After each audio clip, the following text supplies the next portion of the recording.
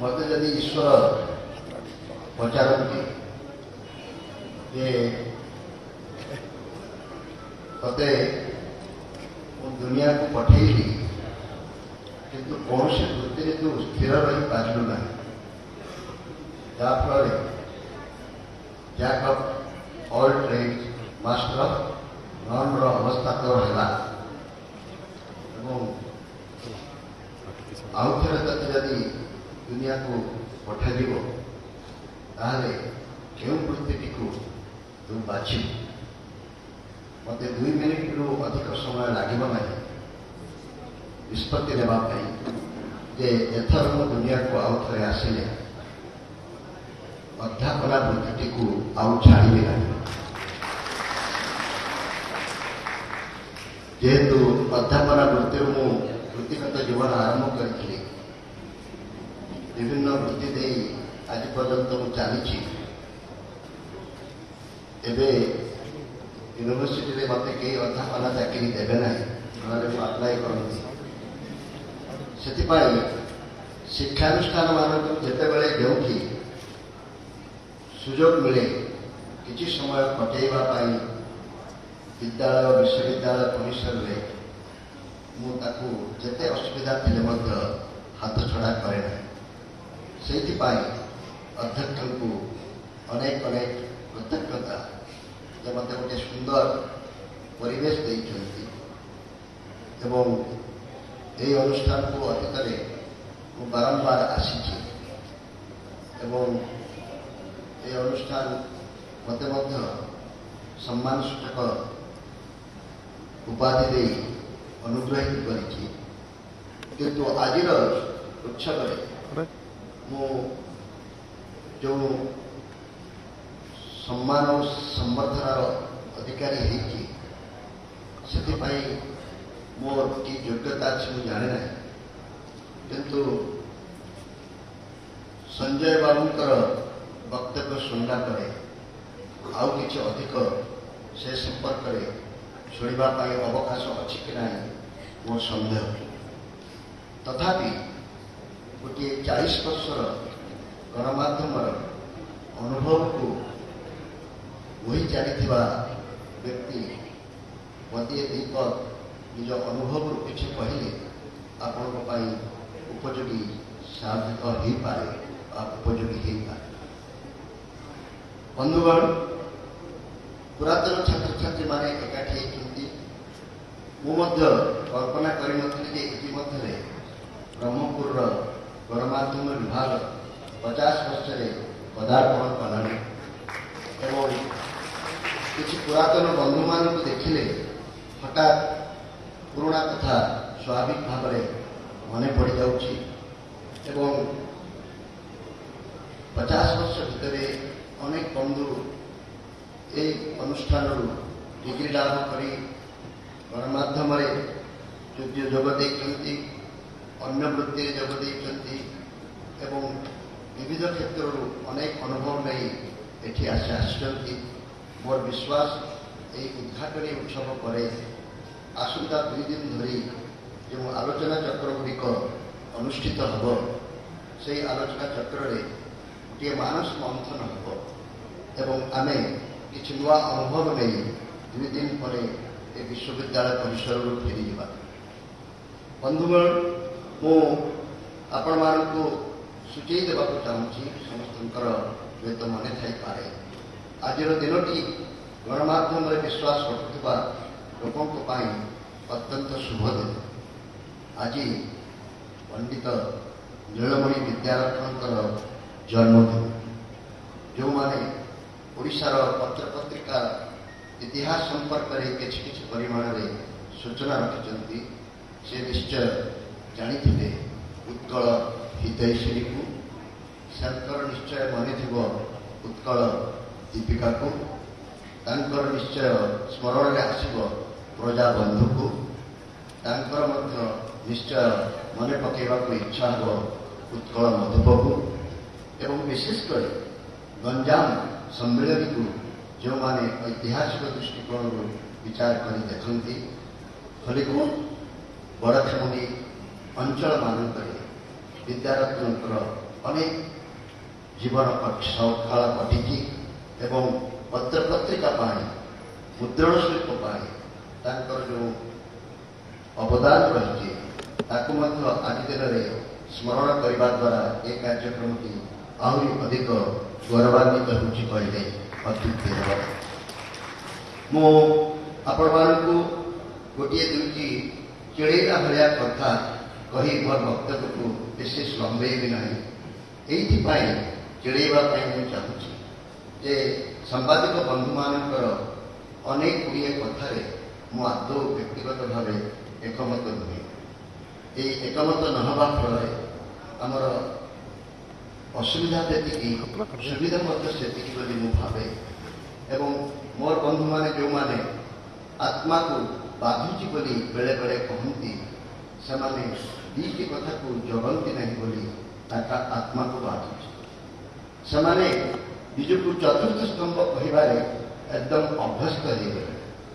मु चतुर्थ स्तंभ विश्वास करे से निजक निरपेक्ष बोली कहवाई सदाबले चेष्टा कर आमको निरपेक्ष रुह चतुर्थ स्तंभ बोली कही आमको फायदा उठाइवाई आम समाज व्यवस्थार अन्य माने एते परिमाण में सिद्धहस्त जे आम चातुर्य को आदौ चिन्ह पाऊना एवं फांदे आम फसी जाऊ। चतुर्थ स्तंभ गणमाध्यम केवे हवा उचित नुहे।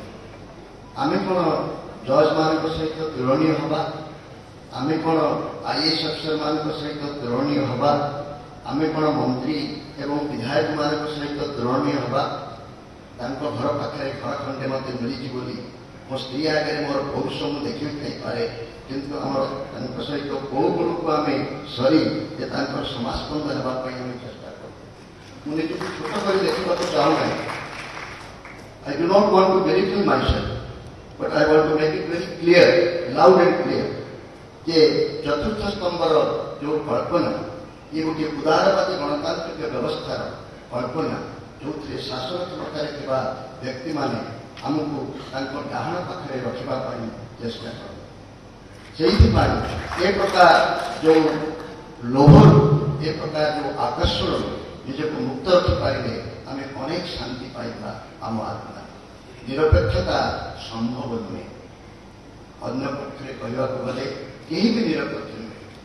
Glass is either half full और हाफ एम्प्टी कौथे पक्षपातता अच्छे आप निजे कहते बरं निज पक्ष को खलाखली भाव में घोषणा करदे एवं पक्ष को आप कहीं समर्थन कर संपर्क में उपयुक्त जुक्ति उपस्थापन कले आपन को भूल बुझार कहीं कहे ना।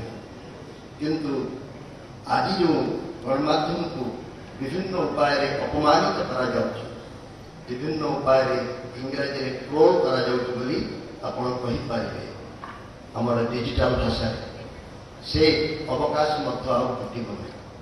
तेरे आप प्रश्न पचारि पारे आम जब चतुर्थ स्तंभ हवा ना आम ताहले कौन हवा कि प्रकार भूमिका आमर निर्वाह करवा उचित हम मु बरं कहि आम तृतीय नयन हो पार कि तृतीय नयन कहले आप कौन बुझुवे मुझे जाने ना।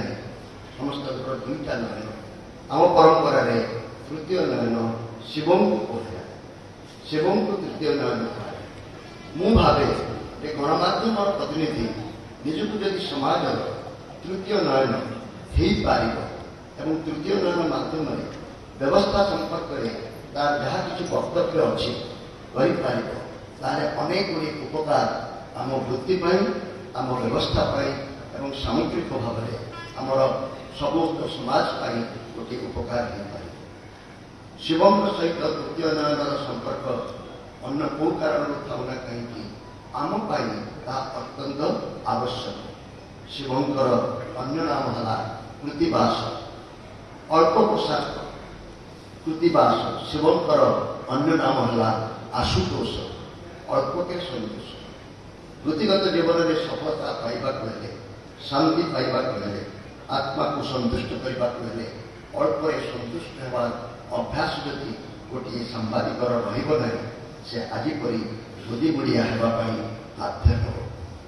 कारण आपणकर ये दिल मांगे मोर ओडिशा घर को देखी तार कहा अच्छी मोर मध्य से अच्छी मु एक नंबर खबर कागजर संपादक मु एक नंबर खबर कागजर सांबादिक मु अमुक टेलीविजन उपस्थापक मत तो कौन भावी मु देखी आम सांबादिक बंधु मैंने आग धाड़ी सीट न मिले कि यथोचित सम्मान प्रदान कर सामान्य अवहेला हेले कि खाइला बेले प्रति उद्यता बंधुंकर दृष्टि बारंबार न आसिले परदिन से कहती काली सका देखने मोर व्यक्तिगत अनुभव अच्छे मैं कथा कह आदौ कार्पण्य करूना ना ना चाहूना जड़े गोटे बड़ सांबादिक जे कि पूरी भारतर एक प्रख्यात पत्रिकार संपादक थे एक टेलीफोन वार्तार छोटिया गोटे वाक्य कहवा चाहूँगी डोंट वरी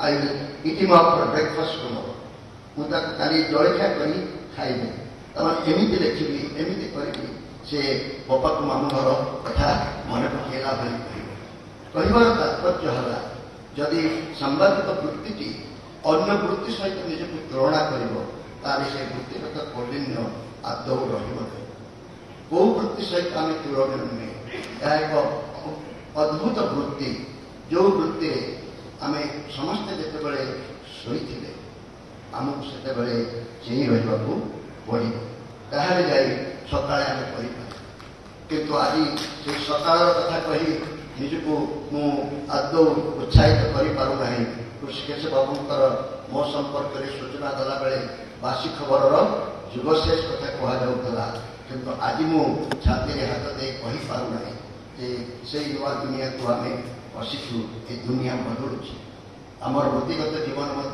बदलुची आम खबर कागज कहले गणमाध्यम कहले केवल खबर कागज को बुझुलु एवं बंदिता देवी उपस्थापन कहते कि अन्य आड़े खबर कागज गुड़िक कमी कमी जाऊे खबर कागजर संख्या बढ़ी बढ़ी जाऊँगी किंतु केवे गोटे भूल बुझामण रहतु ना संख्या बढ़ुची खबर कागजर टाइटल किंतु पाठक मान संख्या बढ़ुची कि ना से संपर्क में ये विश्वविद्यालय गोटे रिसर्च कर अनुसंधान कर संख्या जो परिमाण में बढ़े किभली भाव में यह बढ़ुची ताकू मु अन्य को उपाय देखा चाहूँ गणमाध्यम व्यक्ति मानू आज अवसर में केवल एति कहवा चाहूँगी आप तृतीय नयन बंधु तृतीय नयन काम है से सरकार मात्र दुईटी नयन अच्छे आम गणतंत्र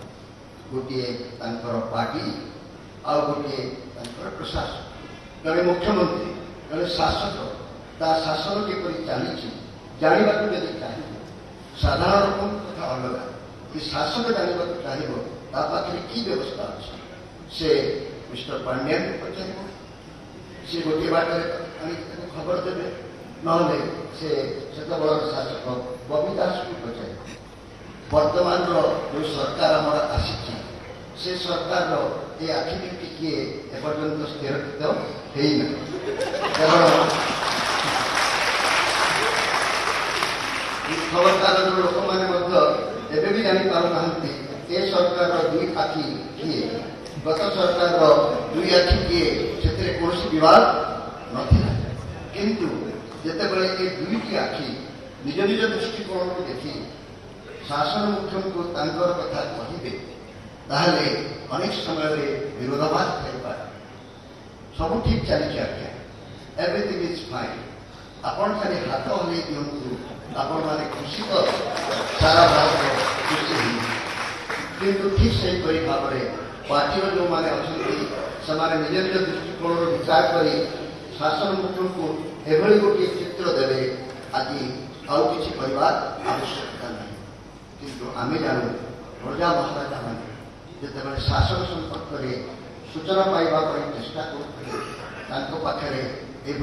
पीआर स्पेशलिस्ट कई नथिले गणमाध्यम कहले से किसी बड़ा रोकला राजा निजे अंधारी बिके करते रातिर मध्यरात पोशाक बदले अचिन्हा अंधारी बिके करने अधिक पसंद करते टिकी टिकी कथार लोकंर कथार शासन गति विधि କଥା ସେ ଆକଳନ କରି ପରିବର୍ତ୍ତନ କରିବା ପାଇଁ ପ୍ରସ୍ତୁତ ହୁଅନ୍ତି। ରାମଙ୍କ କଥା କୁହନ୍ତୁ, ସୀତାଙ୍କ ଚରିତ୍ର ସମ୍ପର୍କରେ ଧୋବଣୀର ଗୋଟିଏ ବକ୍ତବ୍ୟରୁ ସେ କେତେ ବଡ଼ ନିଷ୍ପତ୍ତି ଗୋଟିଏ ନେଇପାରିବେ। କହିବାର ତାତ୍ପର୍ଯ୍ୟ ହେଲା, ଗୋଟିଏ ସୁସ୍ଥ ଗଣତନ୍ତ୍ର ପାଇଁ ସାଧାରଣ ନାଗରିକ ପାଖରେ ସୂଚନା ପହଞ୍ଚିବା ଯେଉଁ ବ୍ୟବସ୍ଥାଟି ଅଛି, ସେହି ବ୍ୟବସ୍ଥାଟି ନିଷ୍କଳଙ୍କ ହେବା ଦରକାର। ସେହି ବ୍ୟବସ୍ଥାଟି ଯାହାକୁ କହନ୍ତି ସ୍ୱଚ୍ଛ ହେବା ଦରକାର। ସେ ବ୍ୟବସ୍ଥାଟି ଅତ୍ୟନ୍ତ ସମୃଦ୍ଧ ହେବା ଦରକାର। ତେଣୁ ଏହି ସୂଚନା କ୍ଷେତ୍ରରେ ଆଜି ଗୋଟିଏ ବିସ୍ଫୋରଣ ଘଟୁଛି। ସେହି ବିସ୍ଫୋରଣଟି ହେଲା, ମୁଁ କହିପାରେ, ଡେମୋକ୍ରାଟାଇଜେସନ ଅଫ୍ ମିଡିଆ। ଆଗରୁ ମିଡିଆକୁ ଆମେ ବିଭିନ୍ନ ଦୃଷ୍ଟିକୋଣରୁ ଦେଖୁଥିଲେ, କିନ୍ତୁ ଶ୍ରୀଯୁକ୍ତ ସଞ୍ଜୟ ଜୀ ତାଙ୍କର ବକ୍ତବ୍ୟରେ କହୁଥିଲେ, ଡିଜିଟାଲ ମିଡିଆ ସମ୍ପର୍କରେ ତାଙ୍କର ଯେଉଁ ବକ୍ତବ୍ୟ ଥିଲା ବା ଟେକ୍ନୋଲୋଜିର ପ୍ରଭାବରେ ତାଙ୍କର ଯେଉଁ ବକ୍ତବ୍ୟ ଥିଲା, ମୁଁ ସେଥି ସହିତ ଏକମତ। ମୁଁ ଆଦୌ ବ୍ୟସ୍ତ ନୁହେଁ ଯେ ଖବରକାଗଜର ସଂଖ୍ୟା କମି କମି ଯାଉଛି। ମୁଁ ଆଦୌ ବ୍ୟସ୍ତ ନୁହେଁ ଯେ ମିଡିଆ ବର୍ତ୍ତମାନ ସୋସିଆଲ ମିଡିଆ ବ୍ୟକ୍ତିଗତ ସମ୍ପର୍କ, ବ୍ୟକ୍ତିଗତ ସ୍ୱାଧୀନତା ଏବଂ ଆମର ଯେଉଁ ମୂଳ ବ୍ୟକ୍ତିର ଯେଉଁ ଯାହାକୁ କହନ୍ତି ଫ୍ରିଡମ୍ ଅଫ୍ ଏକ୍ସପ୍ରେସନ, ଏହାକୁ କୁଠାରଘାତ କରୁଛି। ମୁଁ ସେଥିପାଇଁ ଏତେ ବ୍ୟସ୍ତ ନୁହେଁ, କାରଣ ଇଏ ଗୋଟିଏ ସାମୟିକ। ମୁଁ ନିଜକୁ ଅତ୍ୟନ୍ତ ଧନ୍ୟ ମନେ କରେ ଯେ ମୋର 40 ବର୍ଷର ଏହି ବୃତ୍ତିଗତ ଜୀବନ 200 ବର୍ଷର ଅନୁଭବକୁ ଏଭଳି ସଂକୁଚିତ କରି ମୋତେ ଦେଇପାରିଛି ଯେ ଅନ୍ୟ କାଳର ଲୋକମାନେ ଏହାର ସୁବିଧା ପାଇପାରିନା। ମୁଁ ଏହି କଥା କହିବାର ମାନେ ହେଲା, ମୁଁ ଯେତେବେଳେ ଅଧ୍ୟାପନା ଛାଡ଼ି ବୃତ୍ତିଗତ ଜୀବନକୁ ବଦଳାଇବାକୁ ଚାହିଁଲି, ଗୋଟିଏ ଖବରକାଗଜର ପ୍ରକାଶିତ ହେବା ପାଇଁ ମୋତେ ଅନେକ ବନ୍ଧୁ ମୋର ବିରୋଧ କଲେ, ପରାମର୍ଶ ଦେଲେ ଯେ ଏ ଧନ୍ଦାରେ ପଶ ନାହିଁ। ତୁମର 30 ବର୍ଷରେ ତୁମେ ଏହି ବୃତ୍ତିଗତ ଜୀବନ ଆରମ୍ଭ କରୁଛ, ଇଏ ତ ଗୋଟିଏ 200 ବର୍ଷର ଖେଳ। ପ୍ରଥମ 50 ବର୍ଷ କେବଳ ଚାଲିଯିବ ଗୋଟିଏ ଖବରକାଗଜକୁ ପ୍ରତିଷ୍ଠା କରିବା, ତାର ବ୍ରାଣ୍ଡକୁ ଡେଭଲପ କରିବା, ତାର ପାଠକ ସଂଗ୍ରହ କରିବା। ତୁମର ଏତିକି କରୁ କରୁ ତୁମ ଚୁଟି ପାଚିଯିବ, ତୁମେ ମଧ୍ୟ ବୃତ୍ତିରୁ ବିଦାୟ ନେବ। ଆଉ 50 ବର୍ଷ ଲାଗିବ ତାକୁ ଅଧିକ ମଜବୁତ କରିବାରେ, ଏବଂ ଆଉ 50 ବର୍ଷରେ ତୁମେ ତାକୁ ଉପଭୋଗ କରିବ। ତୁମେ ଯଦି 100 ବର୍ଷ ବଞ୍ଚିବ, ତାହେଲେ ତୁମ ପରିଶ୍ରମର ଫଳ ତୁମକୁ ମିଳିବ। କିନ୍ତୁ ଏବଂ ଶେଷ 50 ବର୍ଷ ତୁମେ ତୁମର ଶବବାହକ ହେବ ତୁମ ପୁତ୍ରର ବା ଖବରକାଗଜ। କହିବାର ତାତ୍ପର୍ଯ୍ୟ ହେଲା, it's a 4 generation business. The first generation starts, the second generation consolidates, the third generation enjoys without doing anything, and the fourth generation is a pallbearer, ଶ୍ମଶାନ ଘାଟକୁ ଯିବା ପାଇଁ ପ୍ରସ୍ତୁତ। ମୁଁ କିନ୍ତୁ ଭାଗ୍ୟବାନ ଏଇଥିପାଇଁ ଯେ ଆରମ୍ଭ କଲାବେଳେ ଋଷିକେଶ ବାବୁଙ୍କ ଭଳି ସ୍ଲୋଗାନ ଶୁଣି ମୁଁ ଭାବୁଥିଲି ଆମେ ଗୋଟେ ନୂଆ ପଥ ପ୍ରଦର୍ଶକ।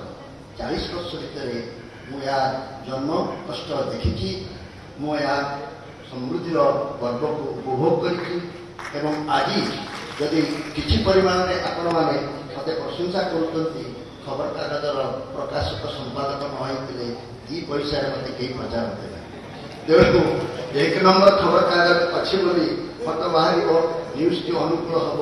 ଏଇ ଭିତରେ ମଧ୍ୟ 3-4ଟି ଫୋନ୍ ଆସିସାରିଲାଣି, ଆଜ୍ଞା ସିଏ ଗୋଟେ ଚଲେଇଛି, ତାକୁ ଟିକେ ଦେଖନ୍ତୁ କ'ଣ ହେଉଛି, ଏତେ କାହିଁକି ହେଉଛି। ଏସବୁକୁ ଯଦି ଆପଣ ଏନ୍ଜୟ କରୁଥିବେ, ଉପଭୋଗ କରୁଥିବେ, ତାହେଲେ ଭାବିବେ ଯେ ଆପଣ ଜଣେ ବଡ଼ ପ୍ରଭାବଶାଳୀ ବ୍ୟକ୍ତି। ଅନେକ ସାମ୍ବାଦିକ ନିଜକୁ ଏଭଳି ଭାବି ଭାବି ନଷ୍ଟ କରିଛନ୍ତି, ଅଙ୍ଗାରରେ ଜଳିଯାଇଛନ୍ତି। କିନ୍ତୁ କହିବାର ତାତ୍ପର୍ଯ୍ୟ ହେଲା, ଏବେ କୁହାଯାଉଛି ଯେ ଶ୍ମଶାନ ଘାଟ ପାଇଁ ପ୍ରସ୍ତୁତ ହୁଅ, ଖବରକାଗଜ ଆଉ କେହି ପଢ଼ିବେ ନାହିଁ। ମୁଁ ସେଥିପାଇଁ ବିବ୍ରତ ନୁହେଁ। ଖବରକାଗଜ ଚାଲୁ କିମ୍ବା ନ ଚାଲୁ, ଖବରକାଗଜ କେତେ ଦିନର କଥା କି? ବହି ଆଉ ବନ୍ଧୁ ନୁହେଁ ବୋଲି ଆମେ କହୁଛେ। ବହିମେଳାରେ ଆଜିକାଲି ସମସ୍ତେ ବହି ପାଇଁ ବିରାଟ ବଡ଼ ଯୁକ୍ତି କରୁଛନ୍ତି। କାଗଜ ଓ କାଳିରେ ଛପା ହୋଇଥିବା ବହିଗୁଡ଼ିକ ଆଜି ଆମ ପାଖରେ ଏତେ ଆଦୃତ ହୋଇପାରୁନାହିଁ। ପିଲାମାନେ ଆଉ ପଢ଼ୁନାହାନ୍ତି। ଯଦି ବିଜ୍ଞାନ କାରିଗରୀ କୌଶଳ କୋଉ କଥାକୁ ସବୁଠାରୁ ବେଶୀ ଆଘାତ ଦେଇଛି, ତାହା ଆମର ପାରମ୍ପରିକ ଯେଉଁ କଥାଟି କୁହାଯାଏ 3R, reading, writing and arithmetic ବୋଲି ଯାହା କୁହାଯାଏ, এই 3ଟି କଥା ଯାହା ଆମର ଶିକ୍ଷା ବ୍ୟବସ୍ଥାର ମୂଳଦୁଆ ଥିଲା, এই ମିଡିୟମଟି ତାକୁ କୁଠାରଘାତ କରୁଛି। ଆମ ପିଲାମାନେ ଆଉ କିଛି ପଢ଼ୁନାହାନ୍ତି, ଆମ ପିଲାମାନେ ଆଉ ବେଶୀ ଲେଖୁନାହାନ୍ତି।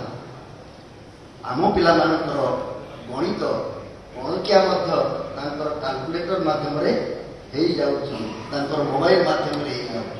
ଏ ମୋବାଇଲ ଯନ୍ତ୍ରଟିକୁ ମୁଁ ନୂଆ ନାଁ ଦେଇଛି ଅଙ୍ଗବସ୍ତ୍ର। ଚଢ଼ି ଗଞ୍ଜି ପିନ୍ଧି ନଗଲେ ଚଳିବ ପଛେ, ବିନା ମୋବାଇଲରେ ଘରୁ କେହି ବାହାରୁଛି।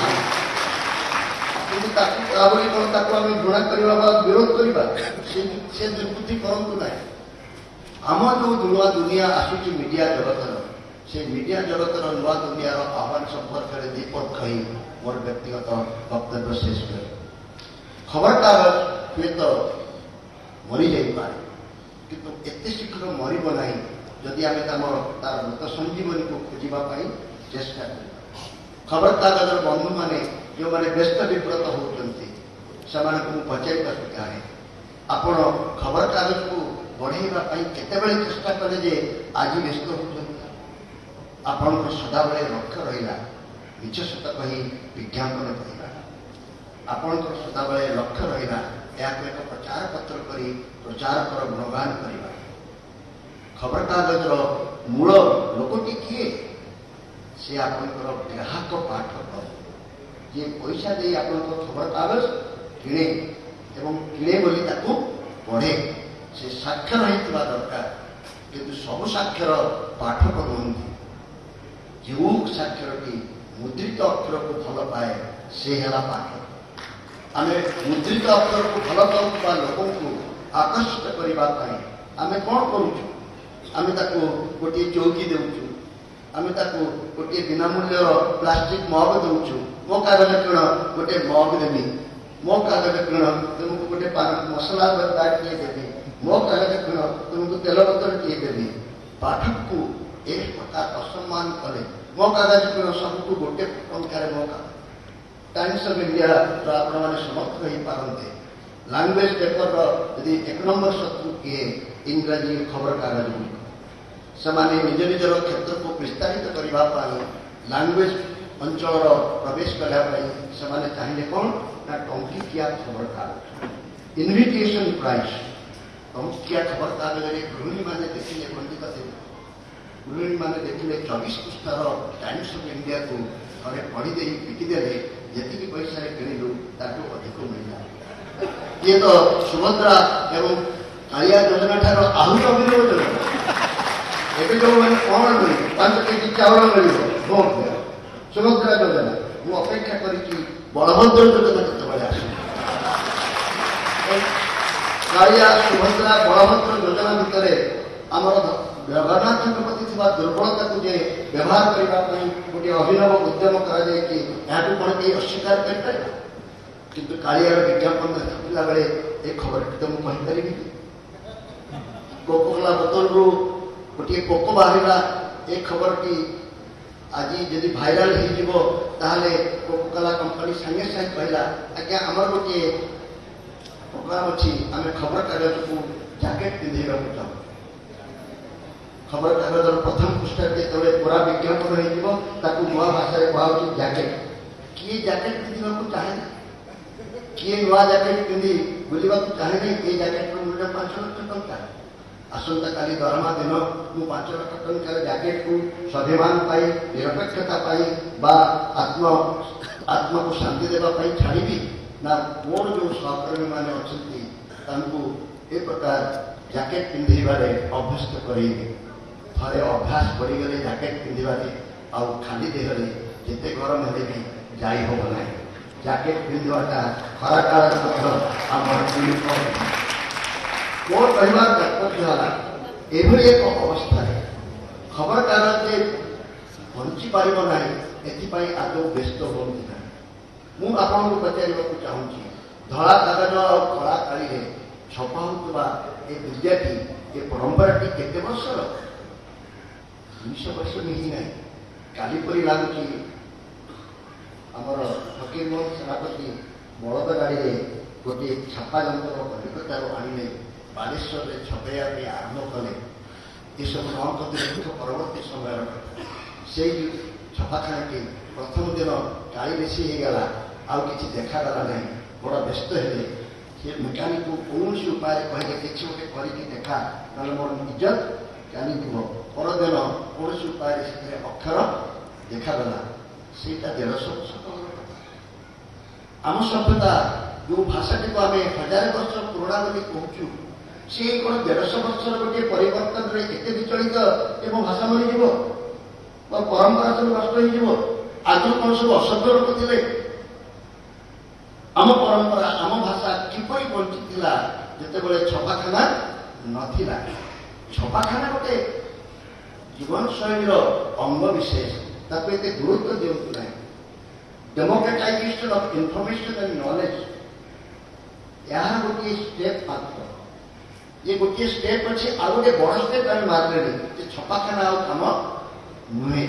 ये जीवनशैली ए हल रे कई जड़े धोती पिंधा व्यक्ति अच्छा कि मुझे 1000 टंका की पुरस्कार किए धोती को बापा पिंधुते धोती मुझे पिंधुची पैंट सार्ट एवं आजिकल तो हाफ पैंट वाला भी आसिक पहुंची गले शीत दिन बोले आप सर्ट मिलूना कितु किए आपको कहला अमुक दिन आप पैंट पिंधे अमुक दिन ये पिंधे। आज जपरी पोशाक जपरी गोटे जीवनशैलीर परिवर्तनशील अभ्यास ये आम जीवनशैली मॉर्निंग कप ऑफ टी सहित खबर कागज पढ़ा गोटे विज्ञापन गोटे नारा बा नारेशन किंतु वर्तमान तो 2टा राति जड़े शोची मॉर्निंग कप ऑफ टी सागर से 2टा राति सब खबर आसंता काल जानी शोची तेणु आपण खबर कागज को ए व्यक्ति आकर्षित करने से ताजा खबर बासी खबर को शेष करने चाहूना से एमती किसी नुआ कथा कहूँ कि जहाँ अन्य मैंने कहूना से एमती किसी तथ्य दौर कि जहाँ मत भल लगे तार भाषाटी मो अनुकूल कि नुहे तार प्रकाशन शैली तार पेपर सज्जा एवं तार जो कथा गुड़ से कहूँ से कथा को से जापे कि से खबर गुड़िक छापा से सूचना गुड़िक देवाई आम समस्त को आम लोक प्रस्तुत करने पड़े। शेष समय ना अध्यापक सुलभ सुजोग पाइचे बोली ये 40 मिनिट कहि तार मान ना जहाँ कि अनुकूल मत मुझे करी से प्रतिकूल होटू बाहर किंतु शेष कथा कि है आज जो कथा कि समस्ते व्यस्त विव्रत हो कहते मीडिया तार भूमिका निर्वाह करूना सार कहते नुआ ना main stream media what do mean by main stream media media वर्तमान गोटे एभली एक विस्फोरण जुगे अच्छी सूचनार विस्फोरण है समस्त समस्ते गोटे गोटे मीडिया में मु कहूँ पचारूली आमर अध्यापक मानक ये आप यूनिवर्सिटी एत नुआ गोटे बिल्डिंग पाइले नुआ गोटे लैब आपको भाइस चांसेलर महोदय छात्र संख्या बढ़ुची ना आउ छात्र संख्या बढ़वार संभावना बहुत कम समस्ते निजक 30 मार्क भावुँ दंडाटे धरी कौन यंत्रटे धरी मोबाइल टे धरी समस्ते निज निज को गोटे विशेष राजनीतिक साजिश बापा बोली भावुँ से भावुँ आम समस्त को सब कथा पचारि पार समस्त को अपदस्थ कर समस्त भीतर कथा कर लंगड़ा कर सते जमी द्रौपदी को वस्त्रहरण कला भली आजिकालिका सांबादिक माने समस्त वस्त्रहरण में व्यस्त अच्छे किंतु असल कथाटी है वो कथाटी जानिले आम नागरिकटी समृद्ध हम समर्थ हम एवं आम गणतंत्र विरुद्ध जो पूरा पड़ी जे गणतांत्रिक अनुष्ठान गुड़िक अवक्षमुखी institutions are decay and they only protected is the civil society. तेणु आमर एकमात्र लक्ष्य होगा उचित जो प्रकार माध्यम जाऊना कहीं आम लोकों पाखे पहुंचवा दरकार सत खबर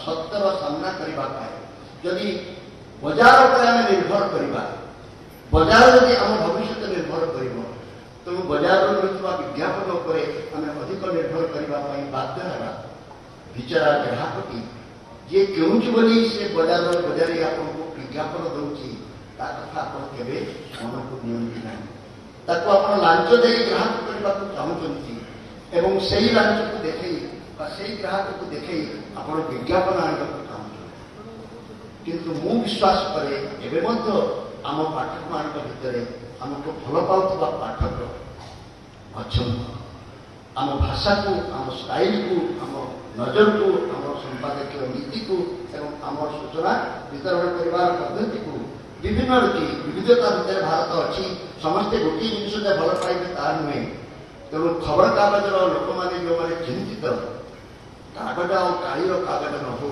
किंतु लोकों पाखे सत खबर टी जो उपाय हो पचे पहुंचवा दरकार एथिपाई गोटे वातावरण सृष्टि हवा दरकार एथिपाई नागरिक समाज समृद्ध हवा दरकार नागरिक तैयारी कारखाना यदि आम करे गणमाध्यम आउ किछि नुहे उत्तम नागरिक तैयारी करने जो सूचना वितरण सर्वाधिक तल स्तर लोक पाखे पहुंचब सेटा मो विचार उत्तम किंतु शेष कथा जोटा कही ए गोटे विराट बड़ अंतराय होमर संविधान आजिकल संविधान विषय समस्त चर्चा कर राजनीति विज्ञान अध्यापक हिसाब से ये कहीपे संविधान को कहीं पढ़ती ना विषय संविधान को धारा बाई धारा केवल वकील मैंने किसी परिमाण में जानती किंतु संविधान जो धारा बाई धारा आम केवल जानू एवं प्रत्येक अनुष्ठान विपक्ष अवक्षय है मु केवल राजनीति विज्ञान अध्यापक हिसाब से मैडम बच्ची साहस कर कहीदे मत भारी डर मारे बर्तमान पढ़ाई राजनीति विज्ञान आम जो स्पीकर कथा कहूँ speaker is one who speech the list जिते टेलीविजन कह खाली अर्डर अर्डर अर्डर अर्डर बेसी कथा स्पीकर एवं स्पीकर कौन दल प्रति अनुग्रहित हम नहीं आज खबर है उपराष्ट्रपति विरुद्ध में विपक्षर गोटे असंतोष एवं स्पीकर विरुद्ध आम समस्त असंतोष